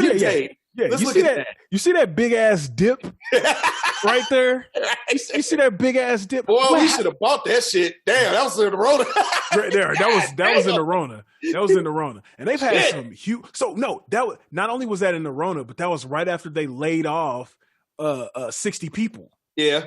And they stock price fell. Hellas. It's climbing now, and the only reason I can think that it's climbing right now because it's WrestleMania time. It's WrestleMania season, so, man. Yeah, let's look at a 5-year. Okay, so 2017. So let's see here. Wow. So 2018 it jumped up there. Shit. Yeah, it jumped up there. Yeah, in 28. What was going on in 2018? That's September 28. What happened here?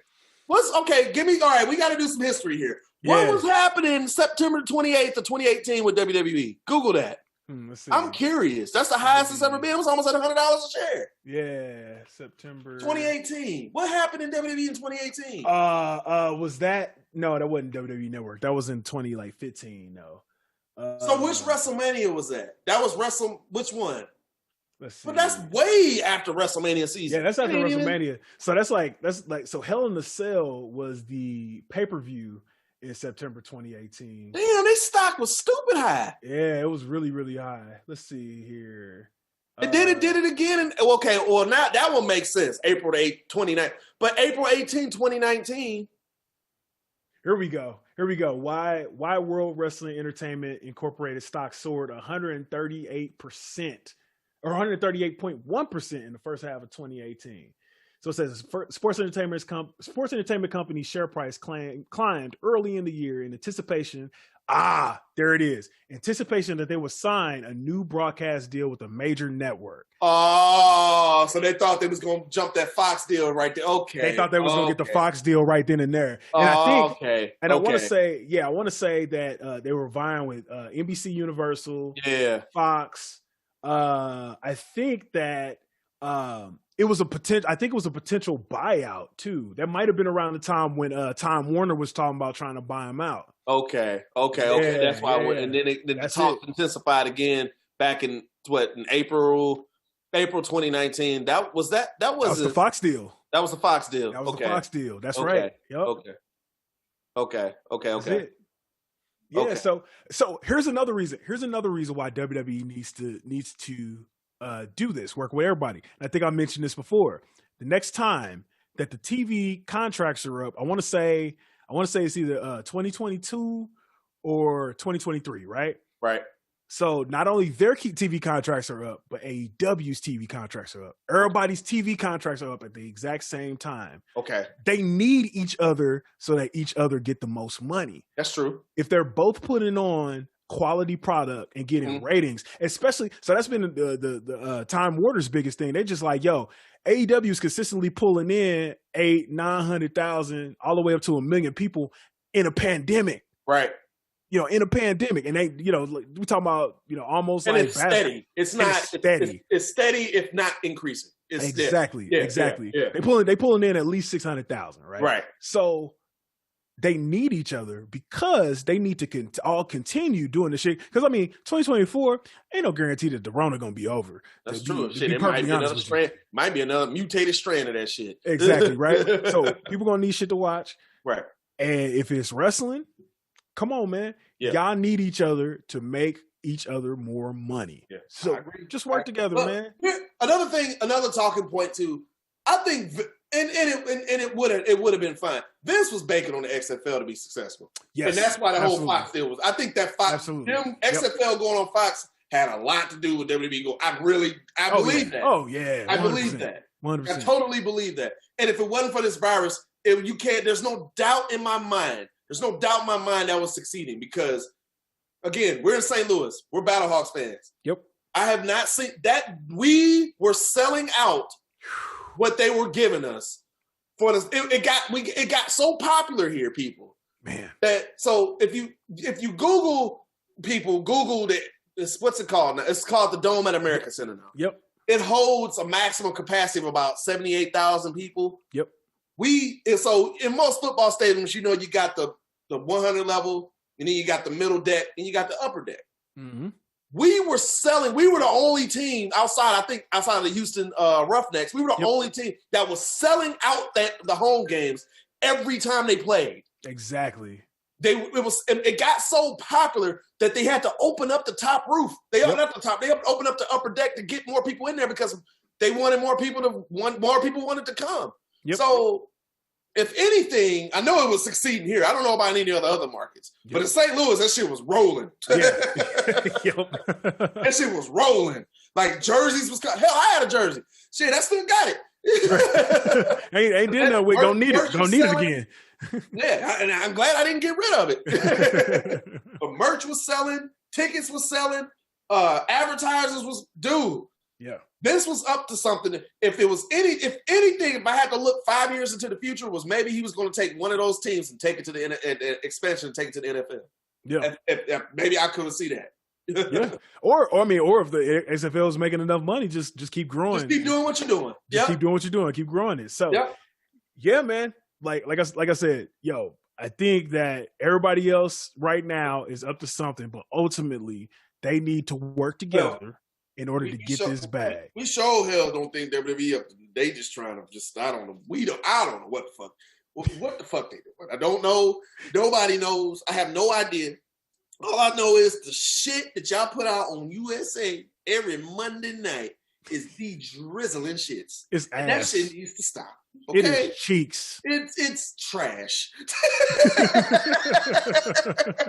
and I hate saying that because like I've been around these guys and every time I get a chance to tell them, like when I met Austin Aries for the first time, I say, "Yo, man, you're underrated." And he thought I said I was overrated. He's like, "No, man, no, I appreciate you telling me that. Like, you guys are on the road, away from your families, away from your house. I know what it's like being on the road, being away from the crib. But you guys are doing it every fucking week. And I know you all are sacrificing a bunch of time with family, friends, side hustles, whatever it is. You're sacrificing your body for our entertainment. Right. And I hate to just see that shit just go out, just go down the drain because some upper bigwigs don't know what the fuck they doing." Yep, exactly. Yeah, man. That's what I'm rated R rant.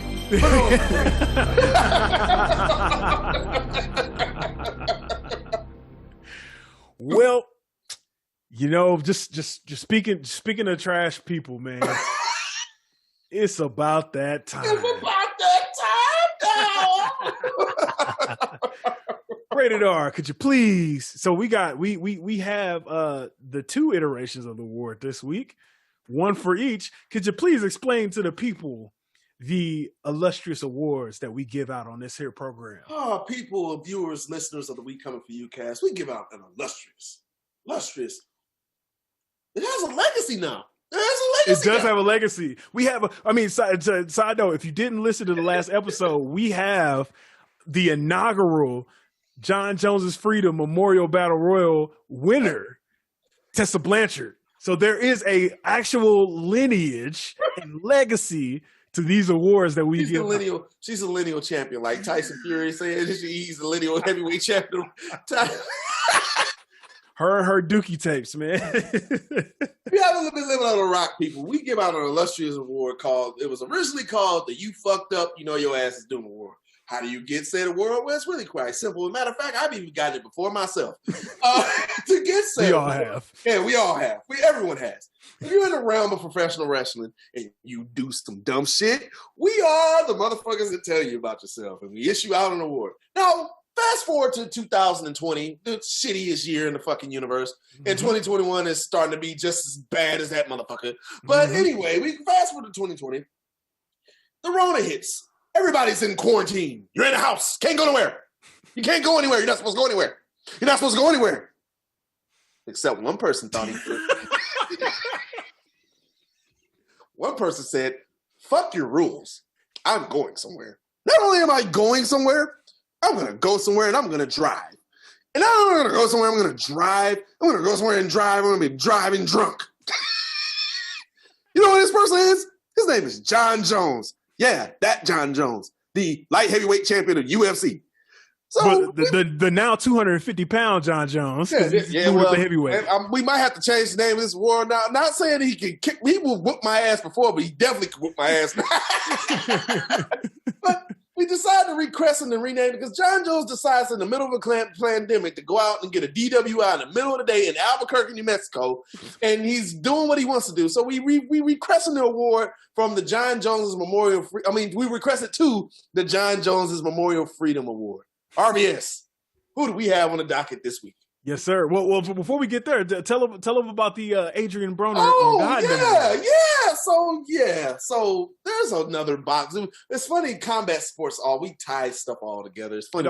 It's all one. Tie it all together. I'm gonna tie it into some. I have to tie it into something else that's about to be tied into that. As a matter of fact, there's a tweet that I might have to pull it up.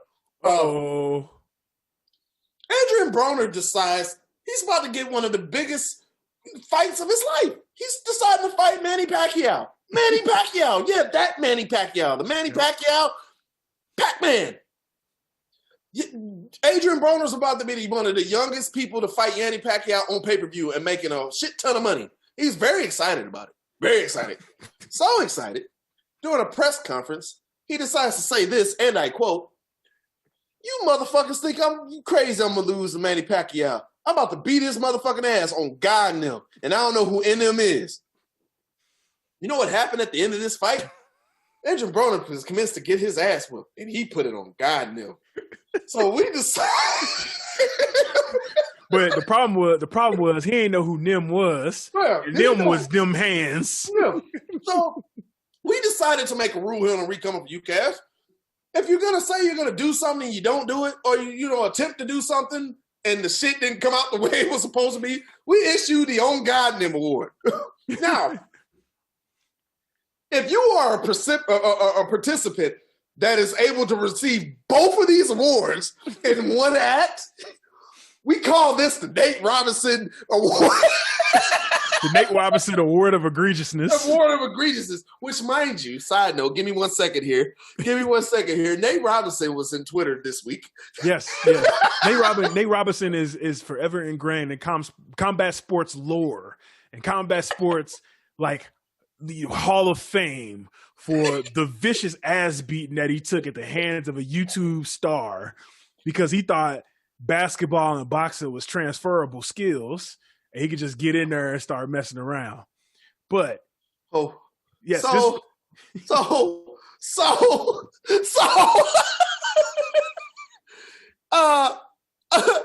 Nate Robinson tweets this. Do I still have the right? Yeah, you got it. I think Nate Robinson saw the tweet of James Harden getting traded to Brooklyn. So he puts that emoji up here right now, right? So in here somewhere, somebody just said, I'm trying to find it, but yeah, this motherfucker said, "Nigga, you just wake up."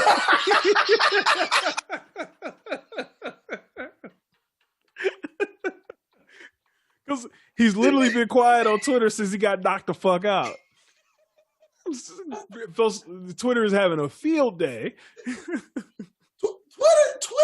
Twitter needs to, the content on Twitter, honestly, right now, needs to win some type of award. I don't know, an EGOT, a Grammy, something, because the shit that is on here, and it's not just the content and the shit that's on it, it's the time frame of when the shit happens versus when it's posted. Yes. It's damn near immediate.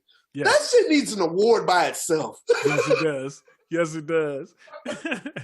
But check this out. So, for the On God Nem Award. Now, so I'm going to give it, this award is going out to this person, but it's on provisional status. And the only reason that it's on provisional status is because the other shoe hasn't dropped yet. And the people that he's looking for haven't been found yet. So we can't confidently say that he ain't going to do nothing. But we hope that giving him this provisional status award, that we can rescind this award when he does something. It's a preemptive award. Like we have it ready. Like we haven't sent it off, but ready. It's like, okay, it's like a tornado watch when the conditions are right for a tornado. Like it ain't no tornado touch the ground, but it's motherfucker, it might happen. Yes. So we got to give this award to none other than Dave Batista. That Dave Batista. Yeah, machine gun. Okay. Wow. Dave Batista. So I don't know any other professional way to say this, but what the fuck did Dave Batista just do? So it's not what he just did. It's what he's promising to do.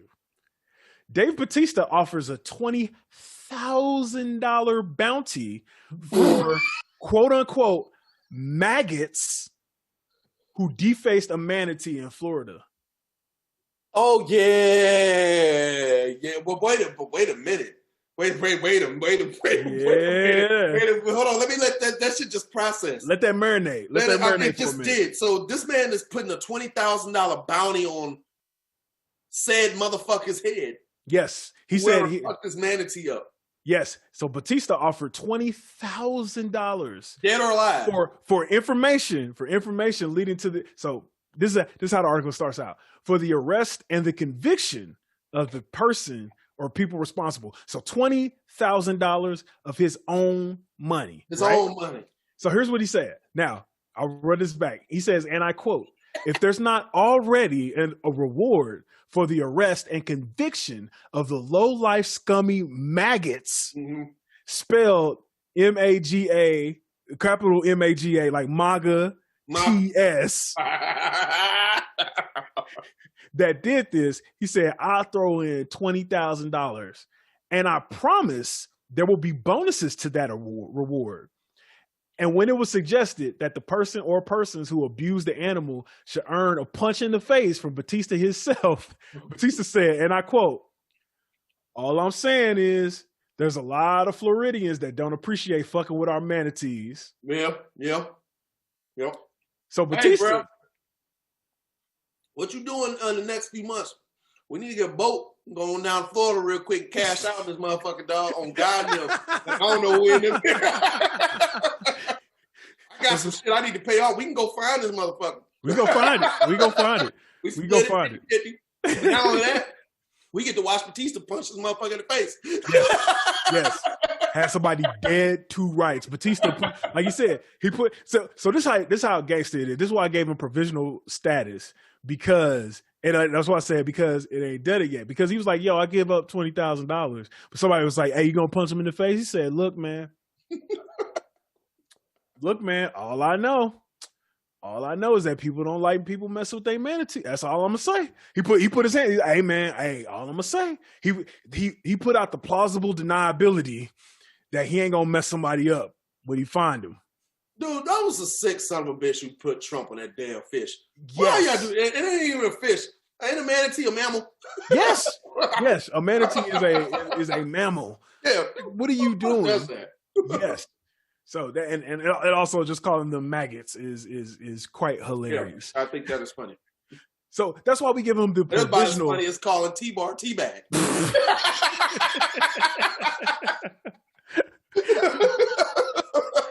So that's why we give Batista the provisional status, because we want that to actually happen. Yeah, we actually want that to happen. We want to hear the news story of him giving somebody $20,000 and punching the person that did it in the face, just so we can take that award back. And I'm pretty sure. And I'm pretty sure. So for the next person who gets the John Jones, we're gonna take it back and give it to the motherfucker who got punched in the face. Yes, there you go. It's gonna magically turn into it got to still be the on God Nem Award, because they thought they was gonna get away with the shit. No, there you go. We gotta give it to the person who did it. So stay tuned. We coming for you, Kaz, because we will be following updates. Man, this will be a first. This will be a first where we actually take away an award from somebody and give it to somebody else. We will be following this, but the John Jones's Freedom Memorial Award. What Jeff Jarrett do this time, man? Ooh, it wasn't Jeff Jarrett. It was a good guess, though. Very good guess. Very, very good guess. They might have the same views on things. Oh, shit. Maybe. Oh, shit. But the recipient of the John Jones's Freedom Memorial Award goes to none other than Sean Morley, a.k.a. Val Venus. Yeah, he been fucking tripping.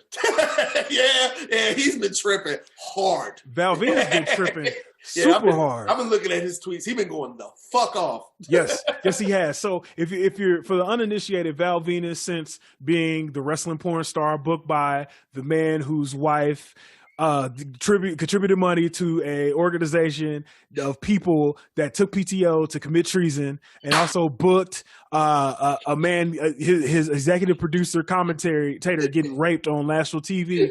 Also booked a wrestling porn star by the name of Val Venus. Do you see where I'm getting at here? Do you see where I'm going, right? Okay.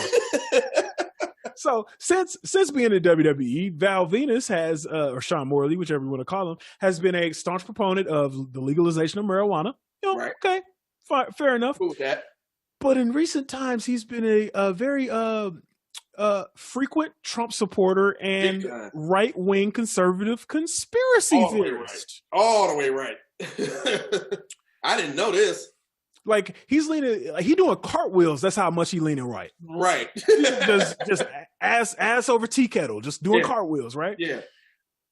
So his dumb ass,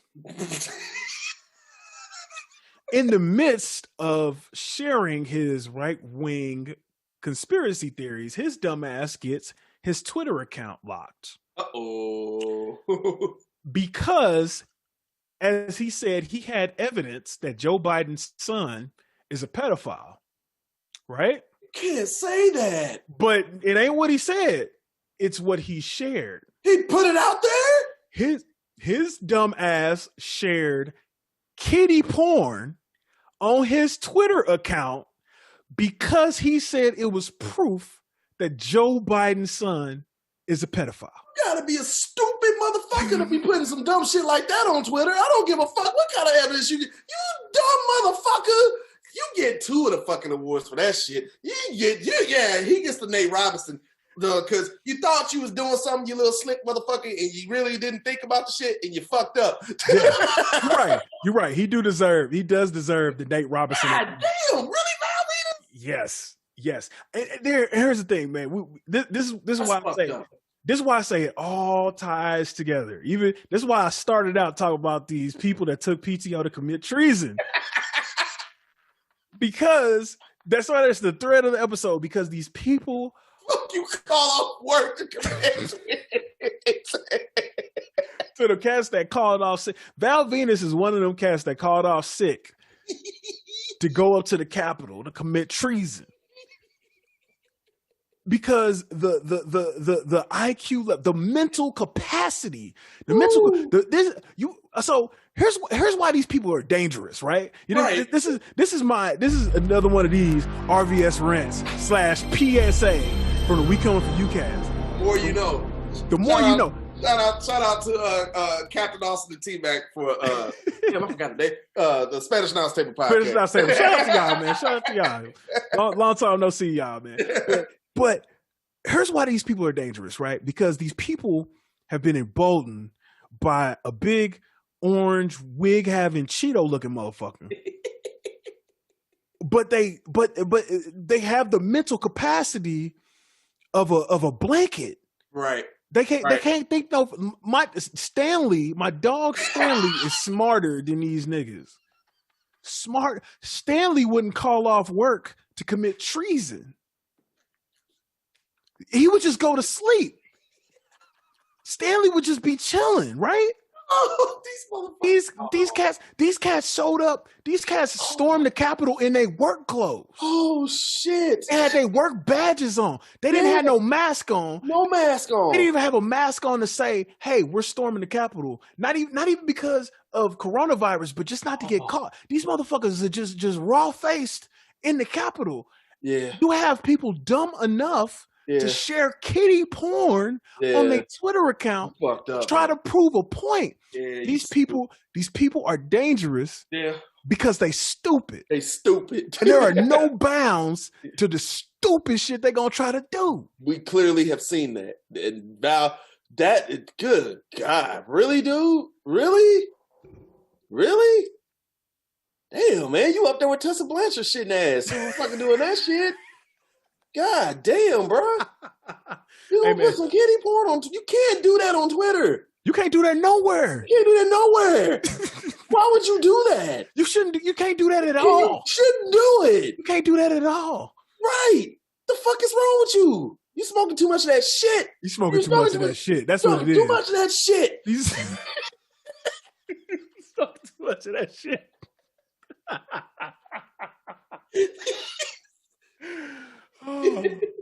You smoke crack, don't you?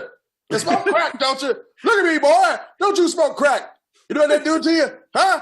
It kills your brain cells, son. It kills your brain cells. Rest in peace, Joe Clark.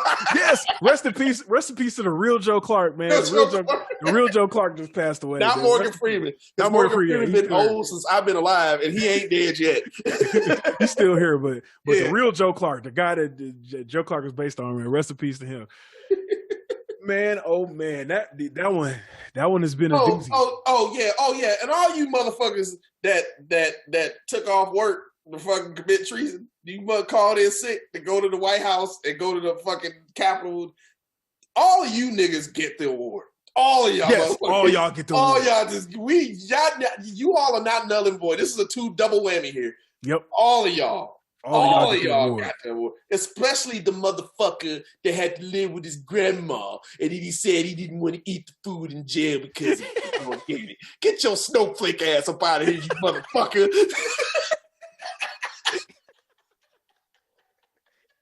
Talk about they won't serve me no organic food. It's jail. It's jail. What the fuck? It's jail.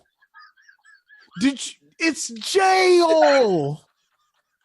What did you thought they had organic food in jail? You so white. So you think somebody in the commissary, and the head commissary in jail, going to Whole Foods, get your ass some organic ass meat and some grass fed meat? Nigga, get the fuck out of my face with that shit. You think they have lentils in jail? Gazpacho in jail? He's gonna get him some hummus and some chips. I want me a little hummus and chips while I'm in here talking to Roscoe. And Roscoe looking at you. Hey, this is the perfect time to put up that hiding right shit, because really, motherfucker, that's what's going to happen. You gonna be Michael Cole with your organic eating ass. I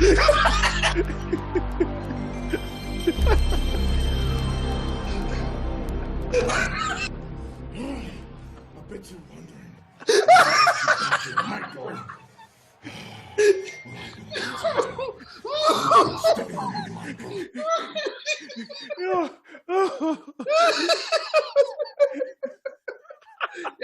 Yeah, this is episode 600. Yeah. Episode 6 territory. Yeah, this is you know what? This is right there with it. It's right there with it. This is what is died. This is like it died a long time ago. It's gone. Oh. This is what 2020 did to us. 2021 is about to be a wild ride. I'll tell you right now. Dude, this is our first episode of 2021, right? Yes. This is a tough one to follow. We have set the bar. Yeah, man. On that note, I know. I said we got the Black Y'all segment. We got to push that next week, dog. We got to push that the next time. We got to push that the next week, man. Jesus Christ. Oh man. So yes, this has been the We Coming For You cast, episode 35, aka episode 6 part 2. I am RVS. You can find me at FrenchIce06, FRANCHICE06 on all social media.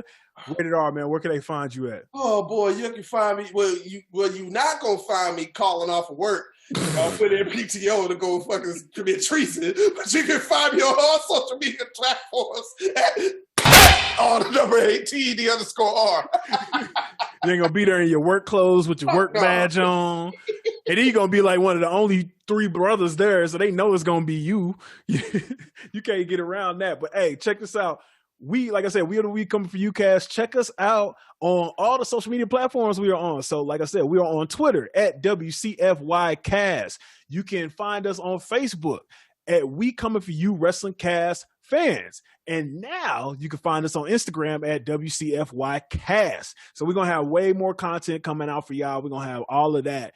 If you got any questions, comments, concerns, if y'all are just thinking, hey man, I feel you on that, brother. Listen, if you support the people that stormed the cap that took PTO to commit treason, unfollow us now. Now, you know what? You know what? You know what? Go ahead and drop us an email at WeComingForYouCast@gmail.com. Go ahead and drop us an email. Just so we can roast your opponent. Don't do that. Don't do that. Don't do that. Just do that. Just send us we don't do that. We might put the whole SOLC army up here. Just like, yeah, we just need all y'all for about 5 minutes. You go back to your normal day. You're gonna turn on the video, just see a screen full of black people ready and willing to roast your ass.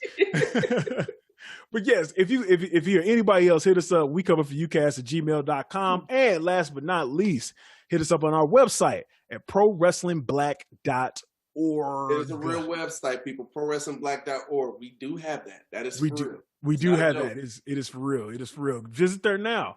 Man, like I said, this has been a doozy, man. We just gotta get up on out of here. Yeah, man. Same bat time, same bat station. In 2 weeks? We do it every other week. 2 weeks, yes, sir. 2 weeks. Yes, sir. We didn't even talk about what the fuck happened on Raw today. Oh, man. Man, fuck that. Y'all ain't come here to listen. Let us talk about Raw. Okay, here's a real quick version. Randy Orton got shot in the face with some fire. Alexa Bliss disappeared. Triple H disappeared. Motherfucking Hurt Business still doing Hurt. Hey, one thing I do like, I'll say this on the way out. Yes. R-Truth fucking with the Hurt Business is some funny shit. That is funny. That is hilarious. That is hilarious. That is hilarious. Especially, it's equally as funny like how much MVP just wants to haul off and beat his ass. R-Truth be like, come on, dog. Come on, dog. Don't hurt me, dog. Come on, man. I said I'm sorry. That shit is funny. I'll give him that. That shit is funny. That's some funny shit. That's the I'm Black Y'all segment for this week. It's just props to the Hurt Business and props to R-Truth for all of that they're doing on WWE programming right now. Yes, sir. All right, man. For ROD, I'm RVS, man. We will catch y'all next time. Don't call off work and commit treason. Take your ass to work. And stop being a racist asshole. Peace.